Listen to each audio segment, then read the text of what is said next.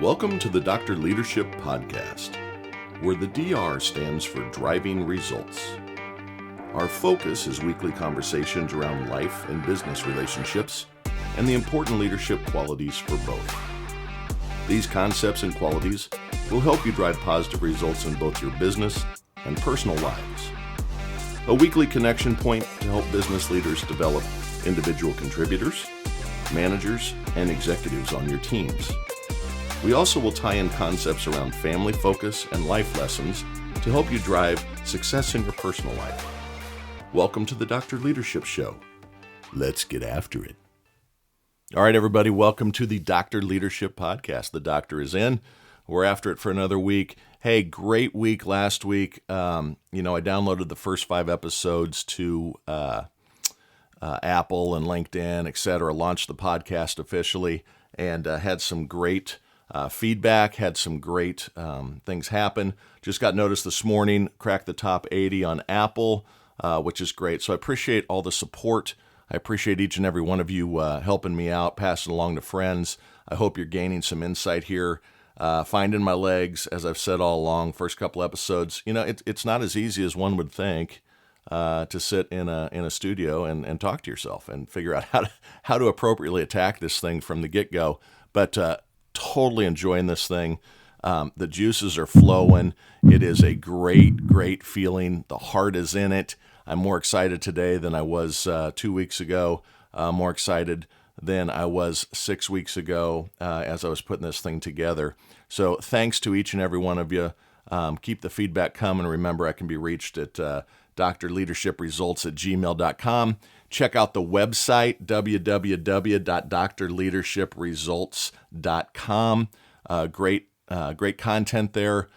You can reach out and contact us through the website. You can check out our subscription services, and lots of good content going up there too. So it allows you to get involved with what's called the Leadership Lounge. And the Leadership Lounge is focused to bringing different leaders of all different industry types and talking to them about their story and what makes them successful in their own endeavors and what type of leadership input they can give to the crews here out on the airwaves for individual contributors, for leaders in business, for leaders in sales organizations, for direct managers. Everybody can get content from this thing is my goal.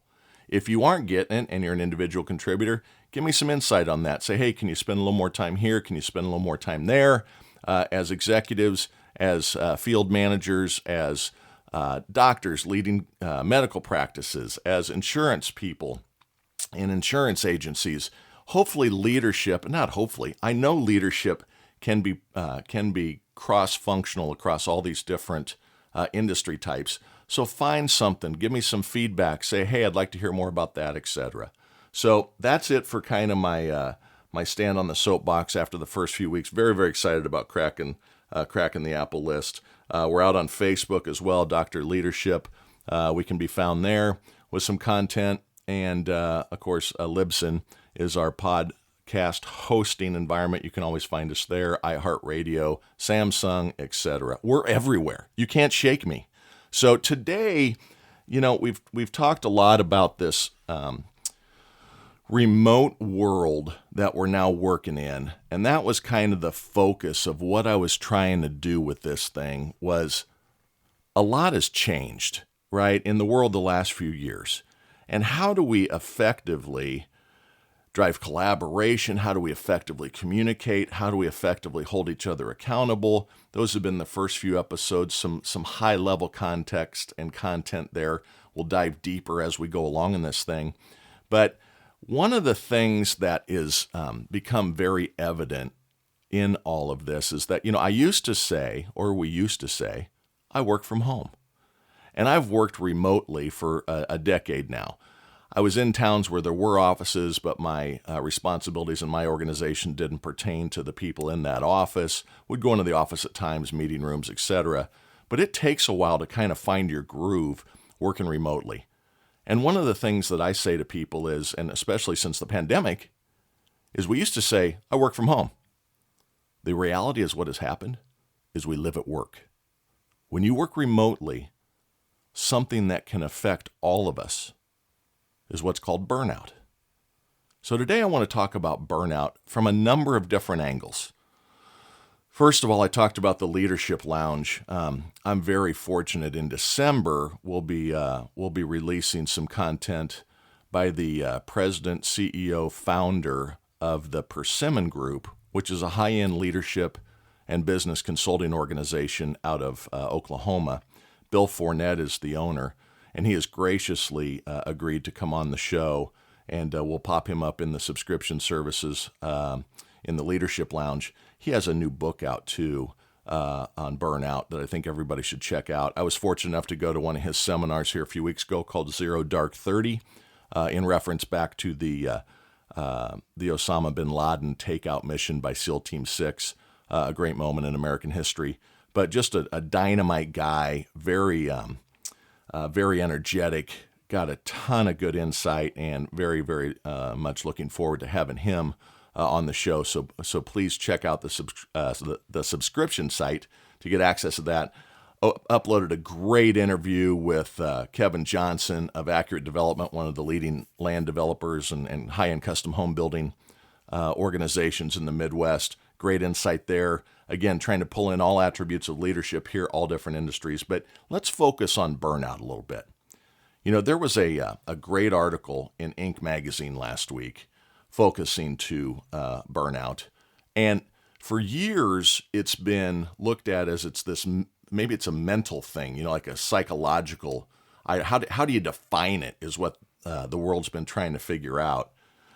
And then how do leaders and organizations and teams fight against burnout happening? You don't help people with burnout as a leader. You don't help people with burnout as an HR department or a employee relations department.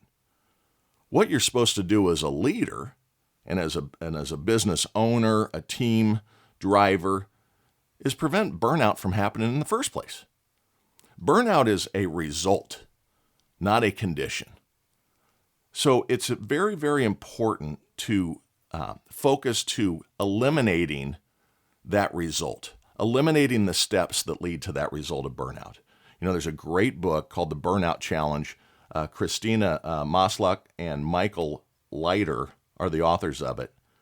And what they say is that burnout is a stress response to chronic job stresses.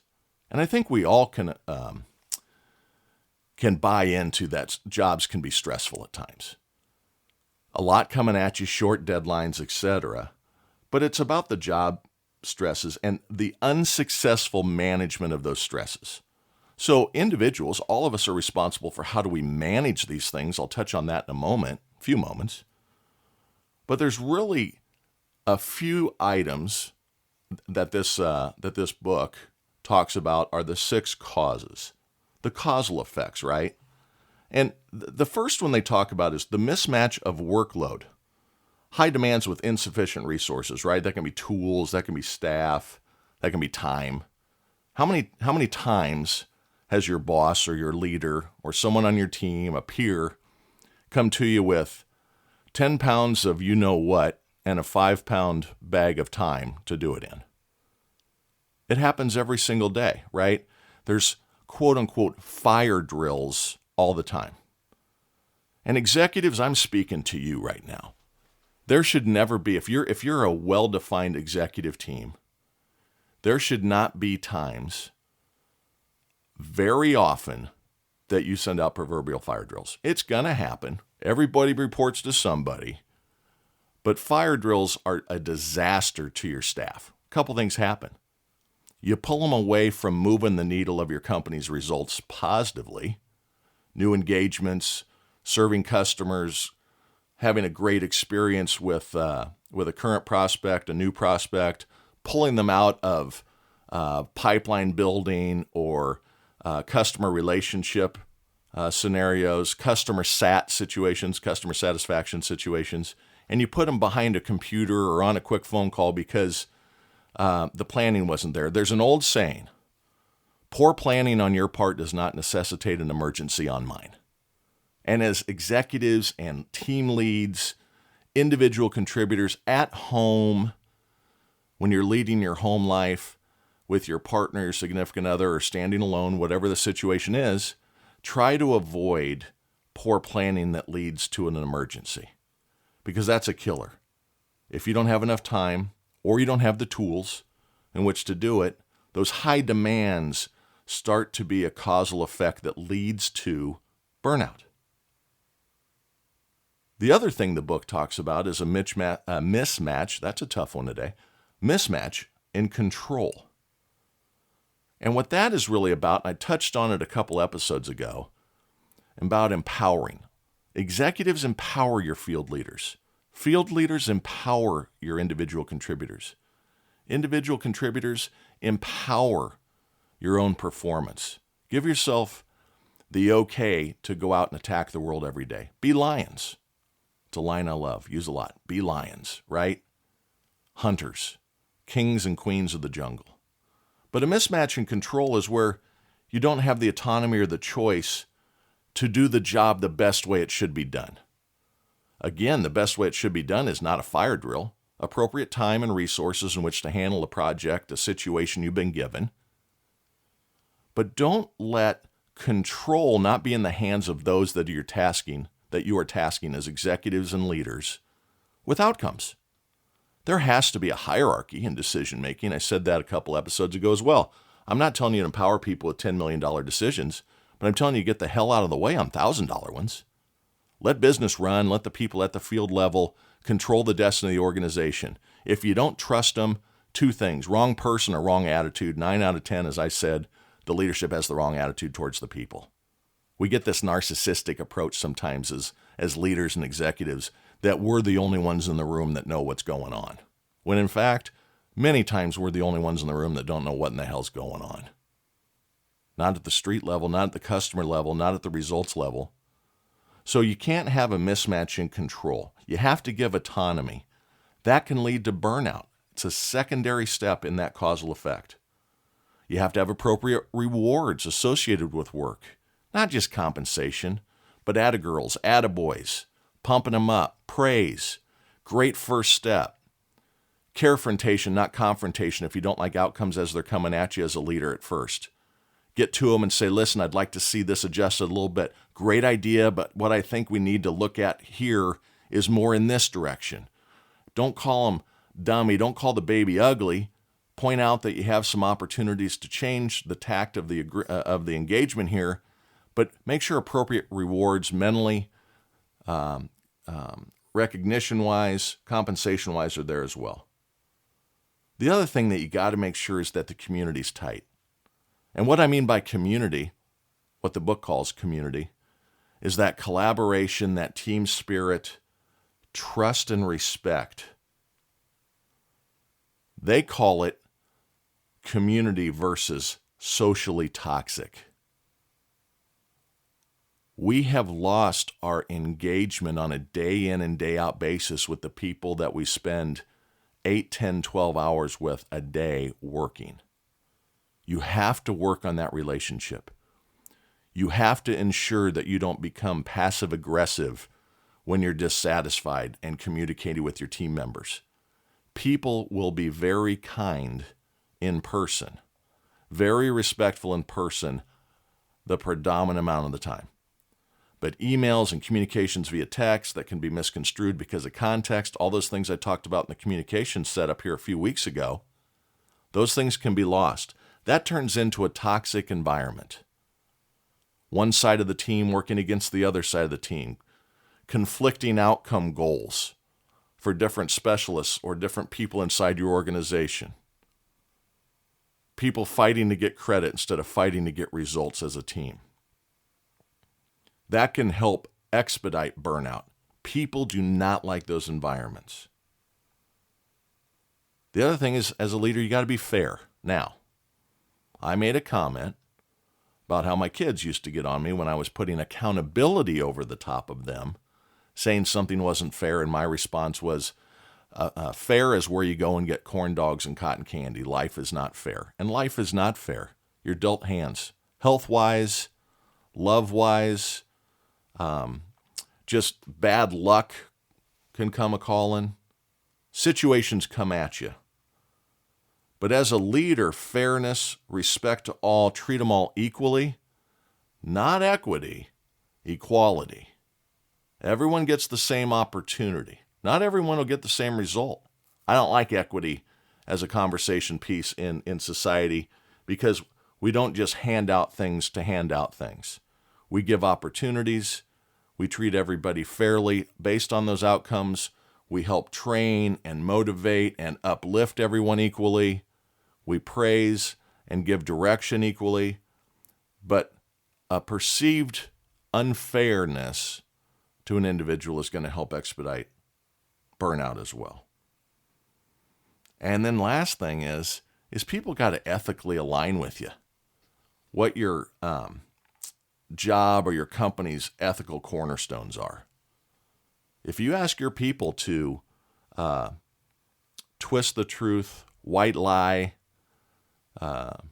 stretch things out to make the story better, you're going to lead to some problems there. Don't allow burnout to come on because of your environment as a leader that you're putting your people in, and don't allow burnout to affect you as an individual contributor by not putting up boundaries toward these awful things that create burnout. In life, you need boundaries. I'm going to touch on that a little bit more here in just a minute on burnout. You know what else can lead to burnout? Passion. I'm a very passionate person. I am with my wife and all of those things too. From a love standpoint, some people can associate it there. What I'm talking about is being passionate about getting up and engaging with people and working hard, etc. There's an old analogy about work that says, find something you love or do what you love and you will never work a day in your life. That's a really cool statement, but it's false. It's a good saying, but you can be passionate about something and allow your life to get out of balance. There's a great Mayo study about this. I'll touch on that down the road a little bit on another episode I'm going to tie it into. But passion can lead to an imbalance of what you're doing that's good or bad in your life too.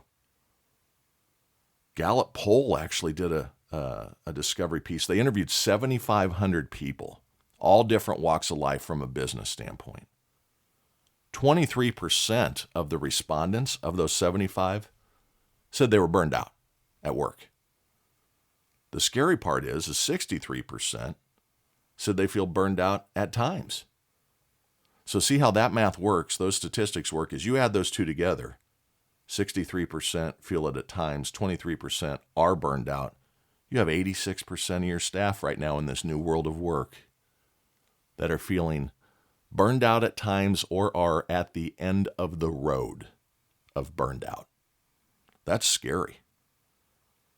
You know, as I said, burnout was looked at for many, many years. It was kind of this affliction. Oh, he's burned out.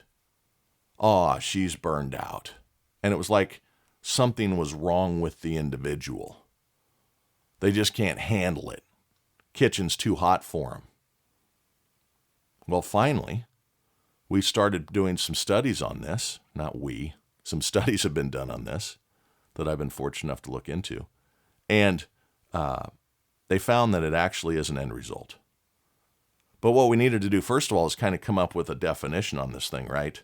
So the mighty WHO, World Health Organization, they're like 0-10 the last 3 years. They missed and didn't get a lot of things right. And it was a whole new world, not blaming anybody here, but they have changed positions in the last 3 years more often than a yoga instructor, that they didn't get a lot of things right. But I think when they define burnout with three little statements here, I think they're onto something. So, of course, burnout, you all know, you feel energy depletion or exhaustion. How many of you wake up in the morning and jump out of bed towards work? Jump might be a little bit of a stretch, but how many of you get up in the morning and don't feel dread? If you're feeling dread, then you need to look internally and say, what boundaries am I not holding myself safe with that are leading to this outcome. Talk to your boss, your manager. If you own the company and you feel that way, find a new direction for your team, because if you're feeling that way, I guarantee your team feels that way too. Do you feel an increased mental distance from your job, or from being happy? Are you being negative or cynical? That's what the WHO says, the World Health Organization says, is the second descriptor of what is telling you that you're experiencing burnout. So, no energy, I'm exhausted, and I'm starting to get pissed about work, and I think that everything is bad. That's the cynical, that's the negative, that's the exhaustion. Those aren't good. You have to take control of yourself. My wife has done such good with my 2 daughters and myself over the last 12 years of being blessed with her in our lives about setting boundaries. Dr. Stanley, religious figure, his son, a religious figure, have great commentary and great conversations about setting boundaries. You have to do that in life to protect your own well-being, your health. The last thing WHO says that burnout leads to, and this is where I'm talking to the executives, the leaders, and even individual contributors a little bit, but executives and leaders, when you do not give a good environment, when you allow your approaches to lead to employees' burnout because they aren't empowered, they aren't given the autonomy, they aren't given the tools, they aren't given the appropriate time, you're throwing fire drills at them, all those types of things, guess what burnout leads to that you should be concerned with? Reduced professional efficacy. That means output. That means that your results are being negatively impacted because you are not giving the appropriate environment to your staff, your teams, your customer-facing individuals, your customer sat individuals, your customer service individuals, the receptionist area if you're in a doctor's office, the support people on claims if you're in the insurance industry. It's everywhere. It's all the same. The business might be different, but as a leader, if you aren't given the environment that allows them to feel comfortable with this stuff and don't feel good in their environment, a drop in productivity happens. So back to, it's not that someone has a problem and they're burned out because of their problem. It's because of the environment you put them in. Take care of it as a leader. Get the environment right. Get them empowered. Get them capable of making decisions through training and understanding of your corporate goals, and then give them the autonomy to make some damn decisions. Keep the efficacy on performance at its highest level. That's what you want to do as a leader. Now, to the individuals out there, not just individual contributors, I'm talking to everybody now. Remove yourself from the position you're in if you're a leader, an executive, an individual contributor, a customer service person, whatever it might be. And I want to get back to putting some barriers that protect yourself. How many of you think you have to look at the email one last time as you're laying your head on the pillow to make sure you're staying up with work? If you are, stop it. How many of you go on vacation and take your laptop and your phone? If you do, stop it.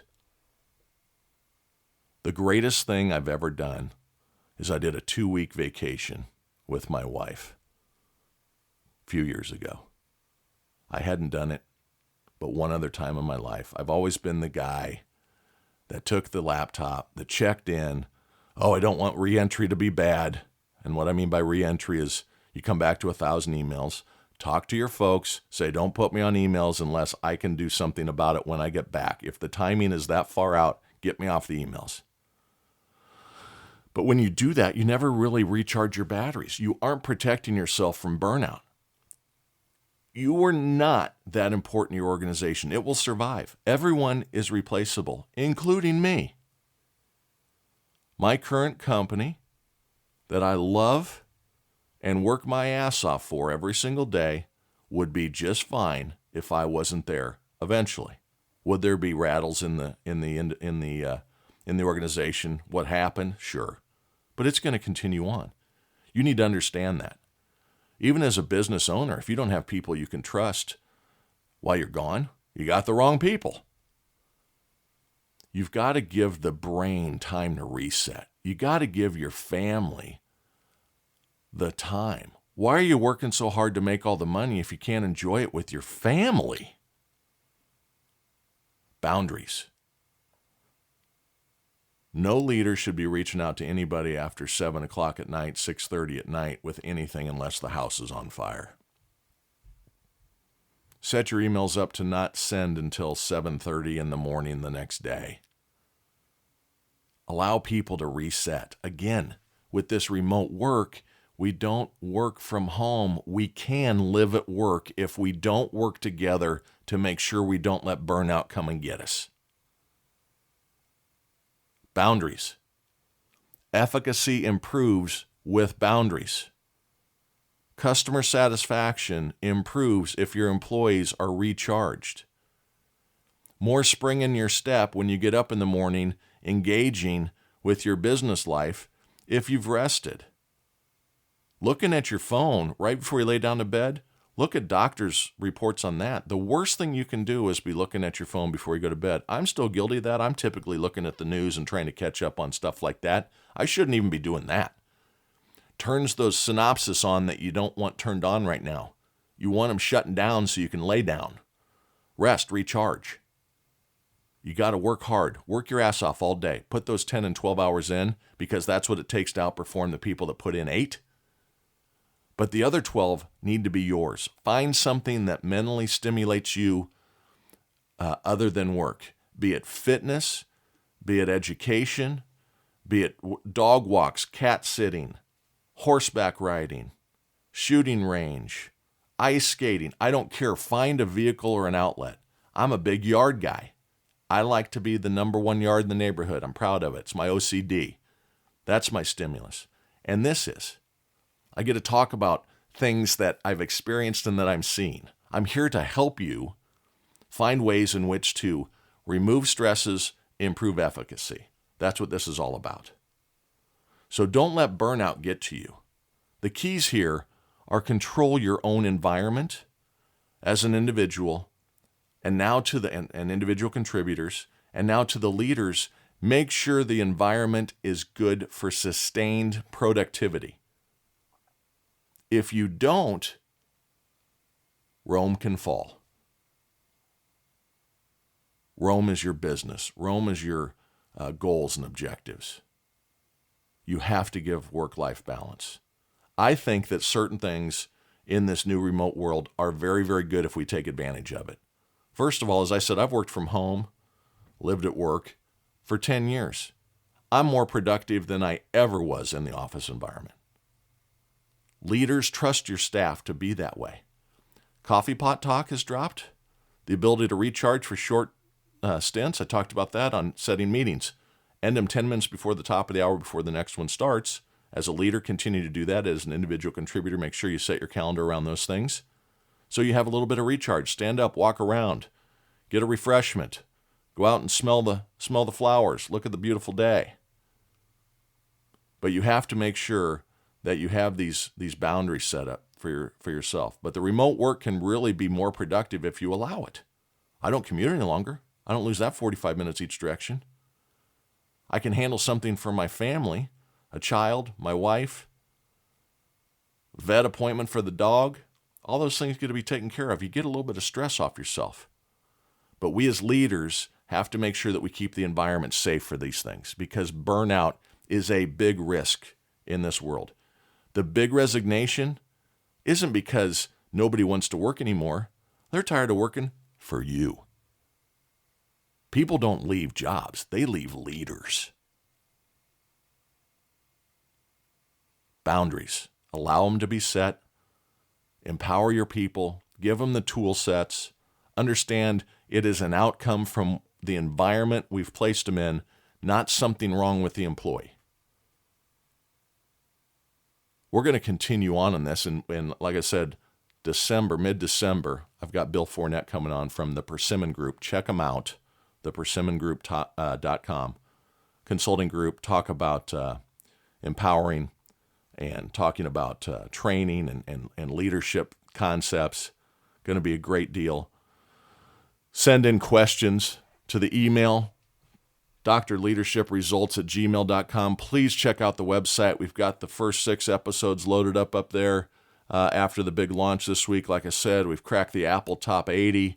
Let's keep going. Share it, folks. I'm not in it for the fame, but I am in it to deliver these messages and concepts to as many people as possible.